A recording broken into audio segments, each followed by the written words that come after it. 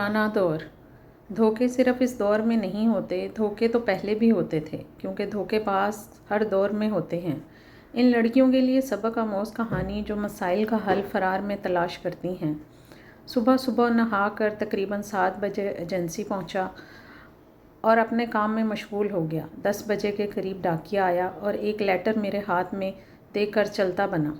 Letter खोलकर पढ़ा तो एक औरत को हम कलाम पाया। इसने लिखा था, अस्सलाम वालेकुम बेटा, मैं एक रीडर हूँ, सच्ची कहानियाँ पढ़ती हूँ, तो आप लोगों का दुख दर्द लिखते हो, तो मैंने सोचा क्यों ना हम भी कुछ आपको दें, यानी कोई स्टोरी, ताकि हमारा दुख भी कम हो।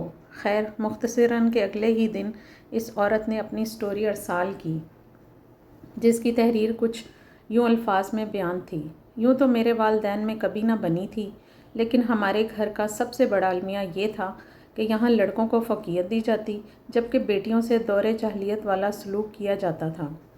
यूँ लड़की होने की वजह से इस इम्तियाज़ी सलूक ने मुझे बिल्कुल हिला कर रख दिया। इसने मेरी रूह के तार झंझोड़ डाले थे।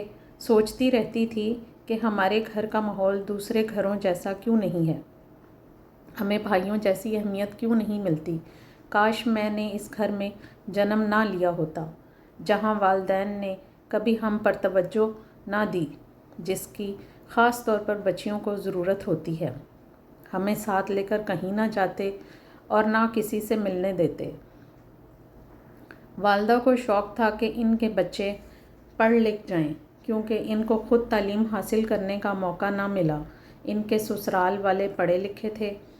इनके सामने ये एहसास कमतरी का शिकार रहती थीं और जाहिल अनपढ़ होने के ताने सुनने पड़ते थे। इसलिए ये चाहती थीं कि इनकी औलाद में ये कमी ना रहे, कोई इनको अनपढ़ जाहिल ना कहे। जिस घर का माहौल पुरसुकून ना हो, वहाँ बच्चे अपनी टूटी फूटी और मसख शुदा शख्सियत के साथ किस तरह साथी तालिब इल्मों के हमरा कदम से कदम मिलाकर चल सकते हैं। हालांकि मैं ज़हीन थी, मेहनत भी खूब करती थी, लेकिन जब इम्तिहानी पर्चा हल करने बैठती तो दिल धड़कने लगता, आँखों के सामने अंधेरा छा जाता और मैं एक लफ्ज़ भी ना लिख पाती। बिलाखिर वालिद साहब को तवज्जो देनी पड़ी। उन्होंने समझ लिया कि मुझे पढ़ाई में मदद की अशद ज़रूरत है, वरना कभी ना पढ़ सकूँगी। उन्होंने इस ट्यूटर से बात की जो रोज़ शाम को मेरे भाइयों को पढ़ाने आया करता था।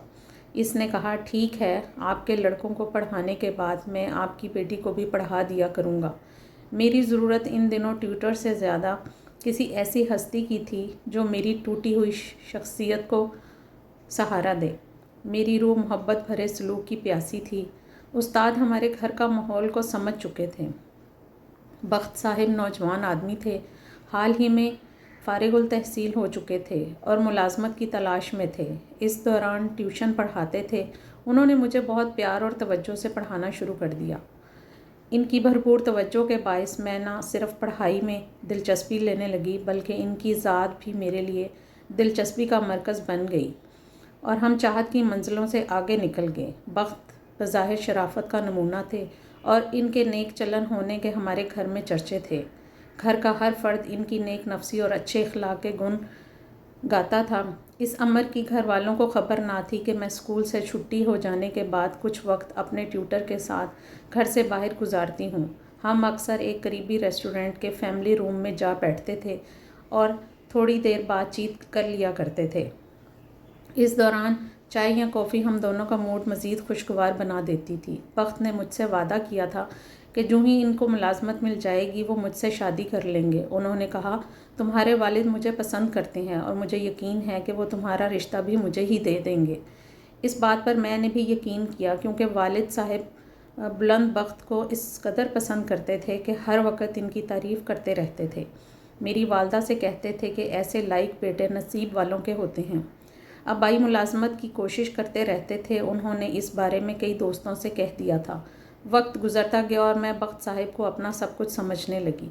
ये मैट्रिक पास किया तो सबसे ज़्यादा बख्त को खुशी हुई। मेरे वालिदैन का कहना था कि ये सब बख्त की मेहनत का नतीजा है, वरना कुबरा ने कब पास होना था। जब बख्त पास होने की खुशी में मेरे लिए किताबों का तोहफ़ा लाए तो मैंने वादा याद दिलाया। वो बोले, میری ہمت نہیں پڑتی ایسی بات تمہارے والدین سے کرنے کی۔ تم خود ہی ان کو گوش گزار کر دو کہ میں تم سے شادی کے لیے والدہ کو لانے کا آرزو مند ہوں۔ وہ سمجھے کہ بھلا لڑکی ہو کر یہ کیسے والدین سے رشتے کی بات کر سکتی ہے، لیکن میں اپنے جذبے میں سچی تھی۔ بہن کی مدد سے یہ بات عظمیٰ کے ذریعے والدہ تک پہنچا دی۔ اب جو بلند وقت آئے، امی جان بلا جھجک سیدھے سبھاؤ کہہ دیا، بیٹا اگر تم کبریٰ سے شادی کرنے کے آرزو مند ہو تو رشتے کے لیے اپنے والدین کو لے آؤ۔ یہ سن کر